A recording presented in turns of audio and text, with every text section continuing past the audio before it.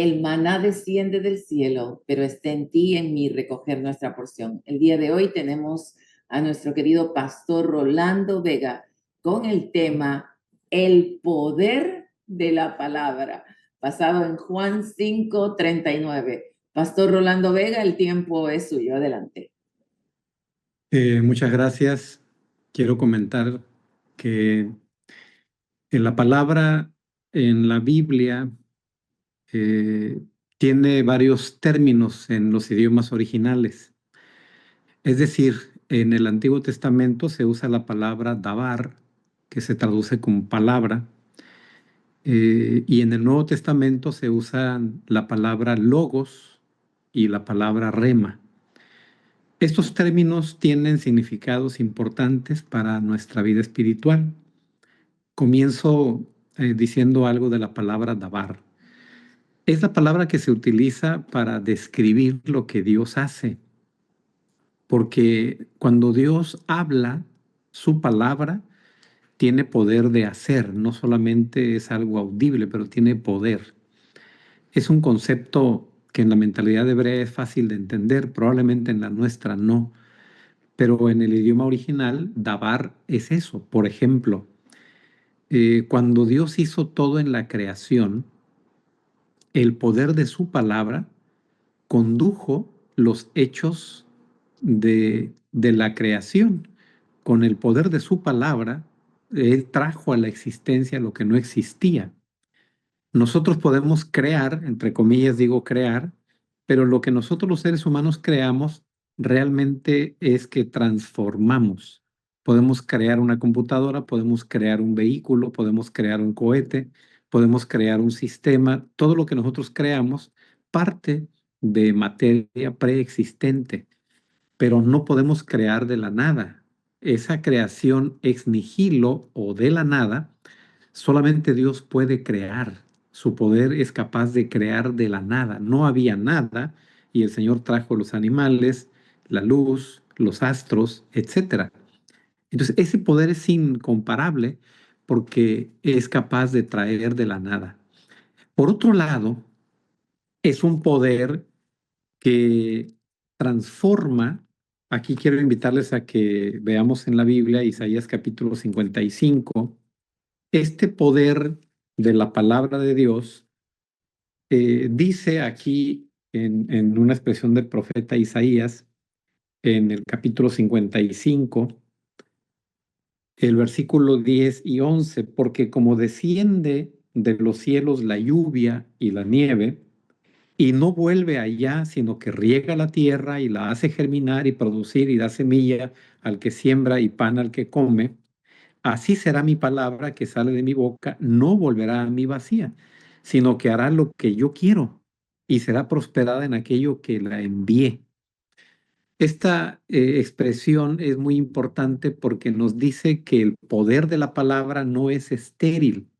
Así como la lluvia, la nieve producen un efecto en la tierra y hacen germinar y brotar el fruto y demás, en el caso de la palabra de Dios, cuando la palabra toca la vida de una persona, cuando la palabra está en contacto con el oído, con la vista de una persona, la persona no puede quedar igual. Dice, mi palabra no volverá a mí vacía. Hay poder transformador en la palabra de Dios.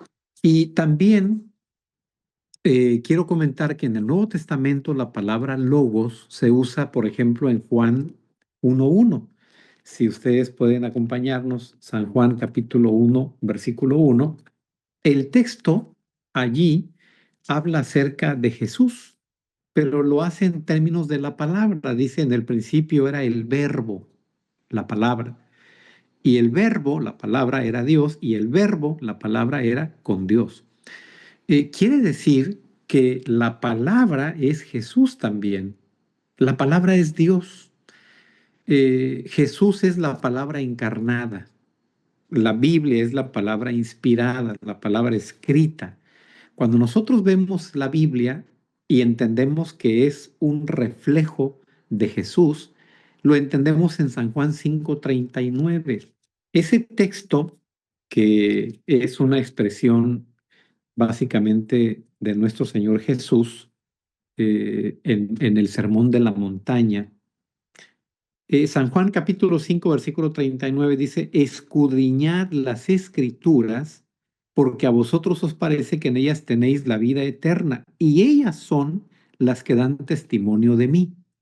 O sea, la Biblia, la palabra escrita, da testimonio, habla de, confirma a Jesús, que es la palabra encarnada. Este versículo es un versículo especial porque tiene un profundo significado teológico, pero también práctico. Nos hace entender que Jesús es la palabra encarnada, la Biblia es la palabra inspirada, escrita. Cuando leemos la Biblia, allí encontramos el camino, el método, la forma, la inspiración para tener la vida eterna. Y la vida eterna no es otra cosa que conocerle a Él. En esto consiste la vida eterna, que nosotros le conozcamos a Él. Entonces, la vida es Jesús, pero a través de la palabra encontramos la vida. La Biblia es la palabra que tiene poder. Jesús tiene poder. Quiero mencionar un poquito más todavía. Mateo capítulo 4 dice en el versículo 4, Mateo 4, 4, una expresión en el marco de una de las tentaciones que se produjeron ahí por parte de Satanás en el comienzo del ministerio de Jesús. Y con relación a esta tentación de convertir las piedras en pan, claro que Jesús podía hacer eso y más, pero era una tentación a la cual el Señor no iba a ceder. Y él responde diciendo en el 4:4 de Mateo, escrito está, no solo de pan vivirá el hombre, sino de toda palabra que sale de la boca de Dios. Quiere decir que el alimento para una persona que cree en Dios es la palabra de Dios. Debe llegar un momento en nuestra vida en el que la palabra de Dios, el alimento espiritual, sea más importante que las cosas materiales, sea más importante que las cosas no trascendentales, que las cosas como el vestir, como el comer. Jesús les aseguró a sus discípulos que no les iba a faltar. Les dijo, miren, así como las aves de los cielos, no trabajan, no hilan, el Señor les da su alimento, los lirios del campo, el Señor les da su hermosura, su vestimenta, como tratando de decirles, no pongan su atención, no pongan su esmero, no se ansíen, no se estresen por las cosas materiales, por las cosas intrascendentes de esta vida, como comer, beber, vestir. No, eso es algo que en Dios está resuelto. Jehová es mi pastor, nada me faltará. Eh, Buscad primeramente el reino de Dios y su justicia, y todas estas cosas os serán añadidas. El Señor sabe de qué tenemos necesidad. No nos aflijamos por esto, pero pensemos en lo que es trascendente, que es la palabra de Dios. Romanos capítulo 10 agrega una idea que vale la pena en este marco que estamos comentando. Romanos capítulo 10 versículo 17. Lo hemos oído, lo hemos leído, es muy conocido este texto que dice, así que la fe es por el oír y el oír por la palabra de Dios. Quiere decir que si nosotros hablamos de fe, si nosotros decimos tener fe, si nosotros confiamos por fe en nuestro Dios, es necesario, es indispensable, es ineludible que esa fe esté fundada en la palabra de Dios. La fe bíblica, amigos, hermanos, la fe bíblica no es una fe esotérica, no es una fe vaga, no es una fe romántica, no. La fe bíblica es una fe que tiene fundamento en lo que Dios ha dicho, tiene fundamento en lo que la palabra tiene escrito. Por eso dice la fe es por el oír por la palabra de Dios. El fundamento de la fe es lo que la Biblia dice. Creemos en la venida, confiamos en la venida de Jesús porque la Biblia lo dice. Creemos en Dios porque la Biblia asegura su existencia. Creemos en el cuidado de Dios porque las promesas bíblicas nos lo dicen. Creemos que el mundo está en su etapa final porque las profecías dicen que este mundo está en su etapa final. Creemos que en Dios no nos falta nada porque tenemos ejemplos y preceptos que hablan de la provisión de Dios. Entonces, nosotros creemos, por eso tenemos fe. Nuestra fe no es una fe mística, es una fe bíblica basada en la palabra de Dios. Y Hebreos capítulo 4, versículo 12, es un texto extraordinario que se parece al de Isaías 55, Hebreos capítulo 4, porque este versículo tiene que ver con el poder que tiene la Biblia, el poder transformador. Hebreos capítulo 4 dice el versículo 12, en esta versión que estoy leyendo, dice así, porque la palabra de Dios es viva, no es una palabra muerta, no es una palabra inerte, no es una palabra estéril, no, es viva y eficaz, más cortante, esta es una metáfora, ¿no? Más cortante que toda espada de dos filos y penetra hasta partir el alma y el espíritu, las coyunturas, los tuétanos, discierne los pensamientos y las intenciones del corazón. Quiere decir que el poder de la palabra es tan grande, tan profundo, tan fuerte, que nos desnuda el alma, nos desnuda el espíritu y nos pone frente a Dios de tal manera que aún los pensamientos más íntimos, profundos, escondidos, secretos, aún las intenciones que nadie ve, pero que nosotros sí sabemos y que Dios conoce, la palabra nos pone de manifiesto ante el Señor. Entonces, la Biblia, la palabra de Dios, nos discierne hasta lo más profundo, hasta el tuétano, que el tuétano es una sustancia que está en el interior del hueso donde se produce la sangre, que es la vida del cuerpo humano. Entonces, esa palabra tiene tal poder que por eso es un poder transformador.